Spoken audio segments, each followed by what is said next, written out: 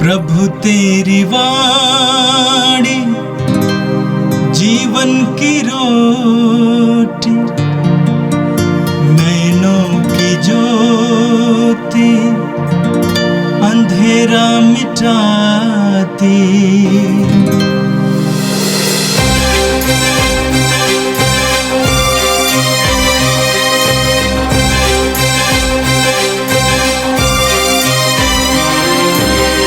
प्रभु तेरी वाणी जीवन की रोटी, नैनों की ज्योति अंधेरा मिटाती। प्रभु तेरी वाणी जीवन की रोटी, नैनों की ज्योति अंधेरा मिटाती। वाणी वाणी वाणी वाणी वाणी पवित्र है, शाश्वत है, जीवन का मन्ना है। 22 मई सोमवार। पहला पाठ प्रेरित चरित अध्याय 19 पद संख्या 1 से लेकर 8 तक।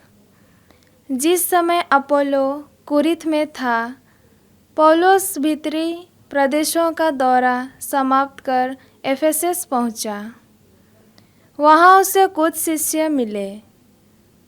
उसने उससे पूछा, क्या विश्वास ग्रहण करते समय आप लोगों को पवित्र आत्मा प्राप्त हुआ था? उन्होंने उत्तर दिया, हमने यह भी नहीं सुना है कि पवित्र आत्मा होता है। इस पर उसने पूछा, तो आपको किसका बपतिस्मा मिला? उन्होंने उत्तर दिया, यूहन्ना का बपतिस्मा।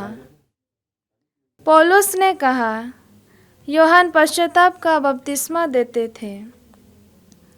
वह लोगों से कहते थे कि आपको मेरे बाद आने वाले में अर्थात यीशु में विश्वास करना चाहिए।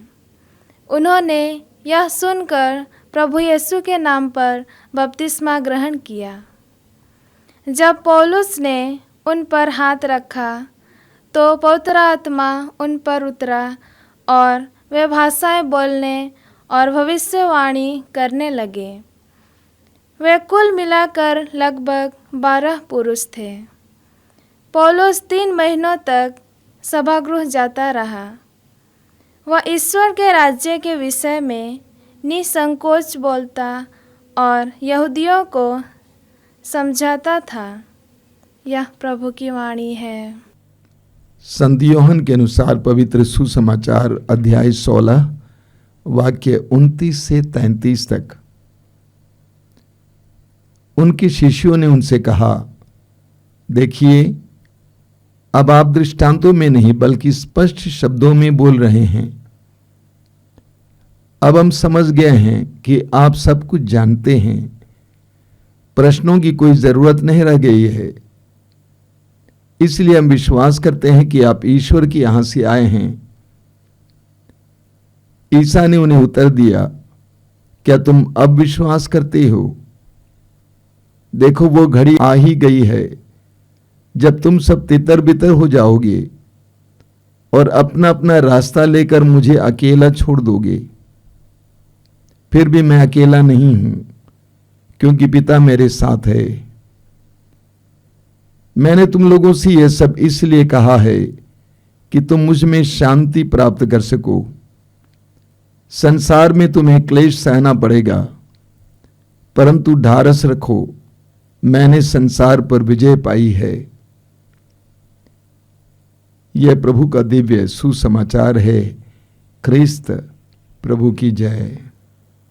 मेरे प्रिय भाई और बहनों, आज का पहला पाठ प्रेरित चरित्र के अध्याय 19 से लिया गया था। सुसमाचार की घोषणा करते हुए संत पौलुस अब एफेसुस पहुंच जाते हैं। एफेसुस रोमी साम्राज्य का एक बहुत बड़ा शहर था। इतना ही नहीं, रोमी यूनानी देवी देवताओं के मंदिरों की नगरी। वहां पहुंचने पर संत पौलुस ने देखा कि वहां कुछ विश्वासी थे और पौलुस उनके पास गए और उनसे सवाल किया, क्या विश्वासी बनते समय आप लोगों को पवित्र आत्मा प्राप्त हुआ था? उन्होंने उत्तर दिया, हमने ये भी नहीं सुना है कि पवित्र आत्मा होता है। पौलुस ने लोगों से पूछा कि क्या आपको पवित्र आत्मा प्राप्त हुआ है? शिष्यों ने कहा कि हमें यह भी नहीं मालूम है कि पवित्र आत्मा होता है। बहुत सारे मसीहियों को मैंने देखा है जिनको पवित्र आत्मा के बारे में बहुत कम ज्ञान है और जानकारी है। पवित्र आत्मा की क्रियाशीलता के बारे में, पवित्र आत्मा के व्यक्तित्व के बारे में, पवित्र आत्मा के कार्यों के बारे में, पवित्र आत्मा के फल, वरदान और दानों के बारे में, पवित्र आत्मा की ज़रूरत के बारे में बहुत कम विश्वासियों को, मसीहियों को जानकारी है, ज्ञान है। अधिकतर लोग भक्ति में ही लिप्त हैं, लेकिन उन्हें पवित्र आत्मा के बारे में जानकारी और ज्ञान प्राप्त है। इतना ही नहीं, पवित्र आत्मा की सहायता भी नहीं लेते, पवित्र आत्मा के वरदानों और दानों के लिए प्रार्थना भी नहीं करते हैं। वे सिर्फ भक्ति में जीवन जीते हैं।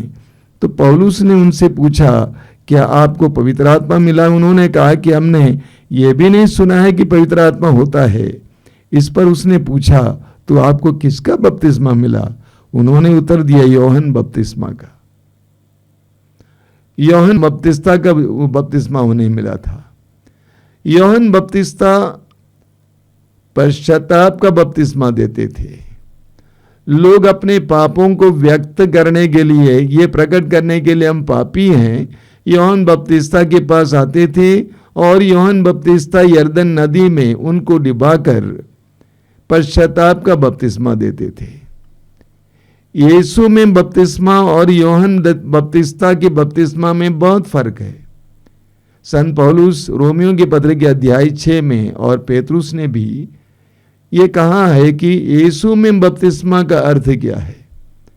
रोमी अध्याय 6 में संत पौलुस कहते हैं, यीशु में बपतिस्मा का अर्थ है यीशु में के साथ मरना और जी उठना, एक नए जीवन का प्रतीक और एक नए जीवन का चिन्ह है। तब पौलुस ने उनके ऊपर हाथ रखा और उन्हें बपतिस्मा दिया यीशु के नाम पर। यीशु के नाम पर बपतिस्मा प्राप्त करते ही वचन में आपने सुना, जब पौलुस ने उन पर हाथ रखा तो पवित्र आत्मा उन पर उतर आया और वे भाषाएं बोलते और भविष्यवाणी करते रहे। जब पौलुस ने उनके सिर पर हाथ रखकर उनके लिए प्रार्थना की और उन्हें बपतिस्मा दिया यीशु के नाम पर, तो उन्हें पवित्र आत्मा प्राप्त हुआ और पवित्र आत्मा के द्वारा वे नवीन भाषाएं बोलने लगे, अनोखी भाषा बोलने लगे। इसको करिश्माई दानों में हम अनोखी भाषा का वरदान बोलते हैं। जुबान से ऐसी आवाज निकालते हैं जिसका अर्थ हम नहीं समझ पाते हैं।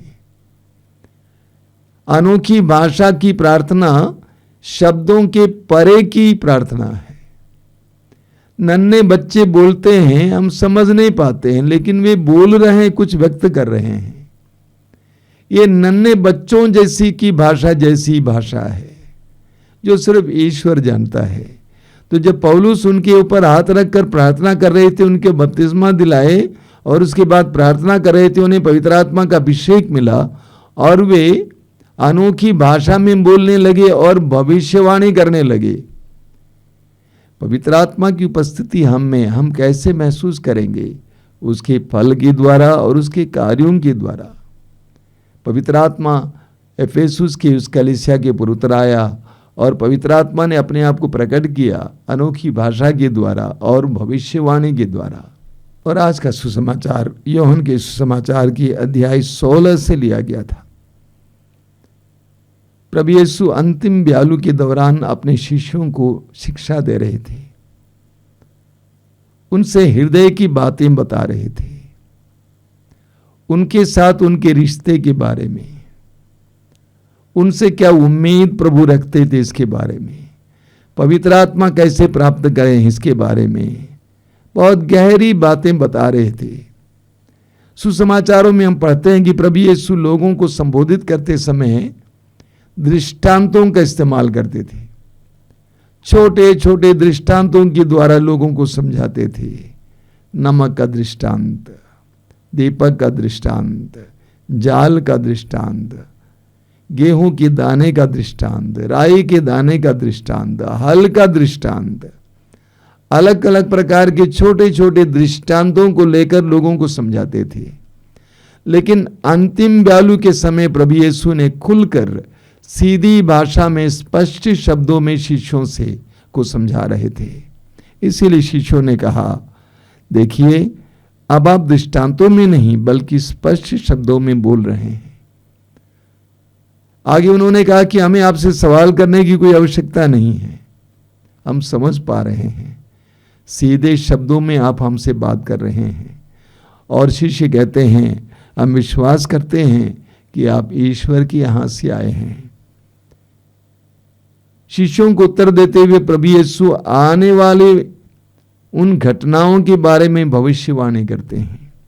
प्रभु कहते हैं, देखो वो घड़ी आ रही है, आ ही गई है, जब तुम सब तितर बितर हो जाओगी और अपना अपना रास्ता लेकर मुझे अकेला छोड़ दोगे। और सचमुच ये हुआ, वे सभी यीशु को छोड़कर भाग गए। 3 साल तक यीशु के साथ रहने के बावजूद, अभी अभी आज आपने सुना सुसमाचार में उन्होंने कहा कि हम विश्वास करते हैं कि अब ईश्वर से आए।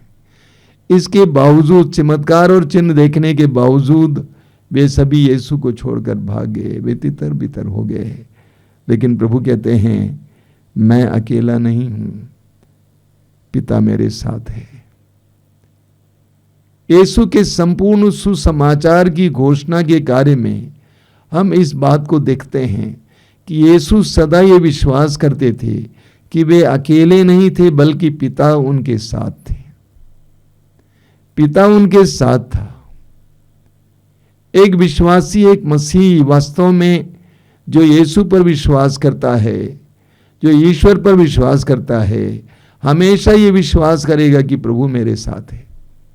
बाइबल में जिस ईश्वर के बारे में कहा गया है, विशेष करके यीशु के बारे में बताया गया भविष्यवाणी में कि उनका नाम है इम्मानुएल, अर्थात ईश्वर हमारे साथ।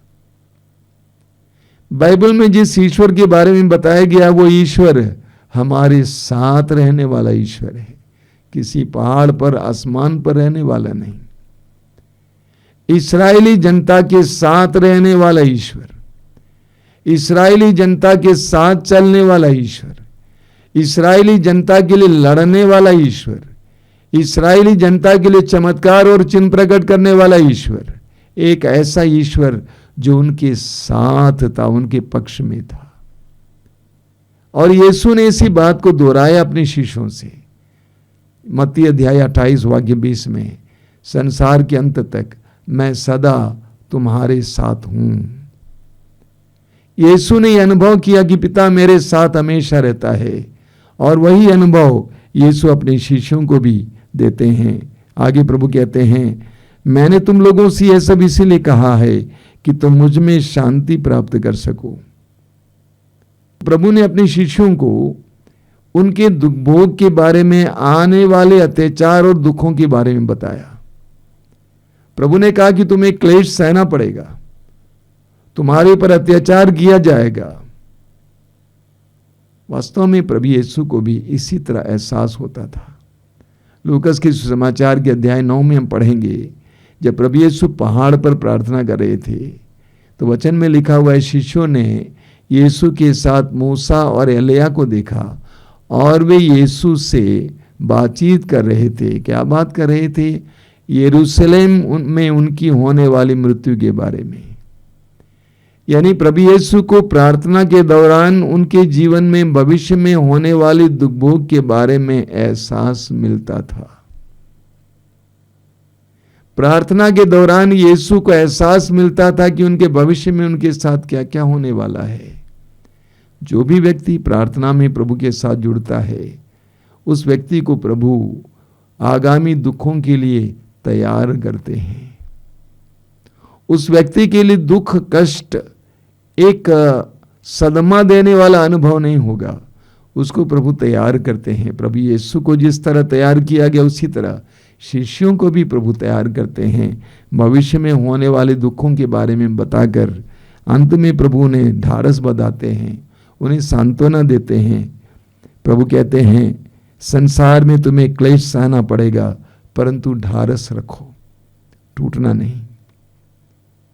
ढारस रखो, हिम्मत बांधे रहो, धैर्य बनाए रखो, क्योंकि मैंने संसार पर विजय पाई है। प्रभु ने संसार पर विजय पाई है और वही प्रभु हमें भी संसार पर विजय दिलाते हैं। दुख और पीड़ाएं हम विश्वासियों के जीवन का हिस्सा है। ज्यादा प्रार्थना करने से, प्रभु का वचन पढ़ने से, सुनने से, प्रभु के साथ जुड़े रहने से हम दुख और क्लेश से दूर रहेंगे, कोई जरूरी नहीं है। ये सब हमारे जीवन का हिस्सा है, लेकिन हम टूटते नहीं हैं। हम ढारस रखते हैं, हम प्रभु पर भरोसा रखते हैं, क्योंकि प्रभु ने संसार पर विजय पाई है, मृत्यु पर विजय पाई है। आइए हम प्रार्थना करें। धन्यवाद देते हैं प्रभु इस समय के लिए, तेरे अनमोल वचनों के लिए धन्यवाद देते हैं। एक एक वचन के द्वारा तू हमें प्रोत्साहित करता है, सांत्वना देता है, तू हमारे जीवन में प्रकाश लाता है, जीने का मार्ग दिखाता है। हम तुझसे प्रार्थना करते हैं तेरे पवित्र वचनों पर विश्वास करने, तुझ पर भरोसा रखने की हमें कृपा दे। हम प्रार्थना करते हैं कि जीवन के दुख क्लेश में ना टूटने एवं तुझ पर भरोसा रखने की कृपा दे। ये प्रभु यीशु इन वचनों को सुनने वाले मेरे भाई बहनों को आशीर्वाद देना। आज का संपूर्ण दिन उनके लिए आशीष का दिन बने। वे जहां कहीं भी जाएं तेरी उपस्थिति का एहसास कर सकें, ये जान सकें कि तू उनके साथ है। हमारी प्रार्थना को ग्रहण कर, आमीन। प्रभु तेरी वाणी जीवन की रोटी, नैनों की ज्योति अंधेरा मिटाती। वाणी वाणी वाणी